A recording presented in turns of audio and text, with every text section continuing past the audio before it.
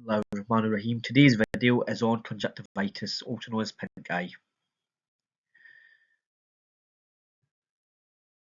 Pink eye is an inflammation of the transparent membrane that lines the eyelids and eyeball.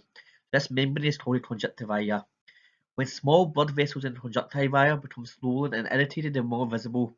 So this is what causes the whites of the eyes to appear reddish or pink. Pink eye is also known as conjunctivitis. It is most often caused by a viral infection. It can also be caused by a bacterial infection, allergic reaction, or in babies an incompletely opened tear duct. Though pink eye can be irritating, it does really affect your vision. Treatments can help ease the discomfort of pink eye, and it can be contagious. Getting an early diagnosis and taking precautions can help limit its spread. Symptoms of pink eye include redness in one or both eyes, itchiness in one or both eyes, a gritty feeling in one or both eyes, a discharge in one or both eyes which form a crust during the night that can prevent your eyes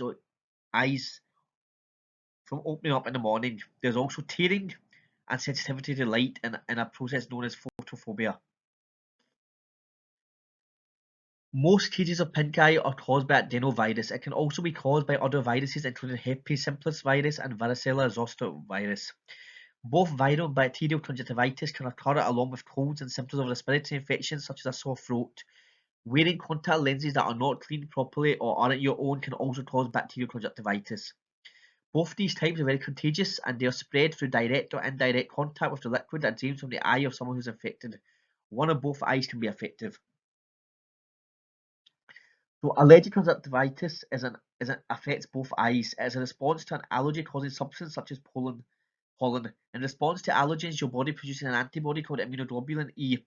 Immunoglobulin E triggers special cells in the mucous lining of your eyes and airway to release inflammatory substances, including histamines. Your body's release of histamine can produce a number of allergic symptoms, including red or pink eye. So if you have allergic conjunctivitis, you can experience intense itching, tearing, and inflammation of the eyes. You can also have sneezing, watery nasal discharge. Most allergic conjunctivitis can be controlled with allergy eye drops. Allergic conjunctivitis is not contagious. Conjunctivitis can also occur from irritation from a chemical splash or foreign object in the eye. So sometimes flushing and cleaning the eye to wash out the chemical or the object causes redness and irritation. Symptoms of this include watery eyes and a mucus discharge which usually clear up on their own within a day. If the flushing does not resolve the symptoms of the chemical is something such as lye, then you need treatment as soon as possible. A chemical splash into your eye can cause permanent eye damage, and ongoing symptoms can also indicate that you have the foreign body in your eye. Or you could also have a scratch on the cornea or the membrane covering the eyeball called a conjunctiva.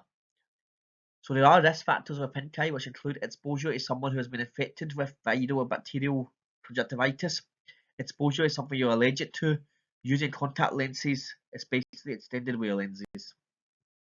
Both children and adults, pink eye can cause inflammation in the cornea that can affect vision. This requires immediate treatment to reduce the risk of complications. So if you have eye pain, a feeling that something is stuck in your eye, blurred vision or light sensitivity, definitely go get yourself checked out. Pink eye can be diagnosed by checking your health history and symptoms and examination of your eyes.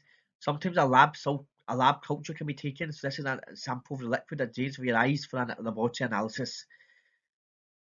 So if you have a foreign body in your eye, a serious bacterial infection, a sexually transmitted infection, then further examination can be warranted, and this would involve a culture being required. So for treatment, it is important to disinfect hard lenses overnight before you reuse them. As well as this, you should replace any eye makeup used before your illness. In most cases, you won't need antibiotic eye drops. Since conjunctivitis is usually viral, antibiotics don't help. This can even cause harm by reducing their effectiveness in the future or causing a medicine reaction. So instead, the virus needs time to run its course, which is around 2 to 3 weeks. So viral conjunctivitis often begins in one eye and infects the other eyes within a few days. So your symptoms should gradually clear on their own. Antiviral medication can be an option if your viral conjunctivitis is caused by herpes simplex virus. So for treatment for allergic conjunctivitis, you can get prescriptions, and these can include medicines that help control allergic reactions such as antihistamines and mast cell stabilizers. You can also have medicines to help control inflammation such as decongestants, steroids and anti-inflammatory drops. If those aren't available in prescription, you can also get non-prescription versions of these medicines, which may also be effective.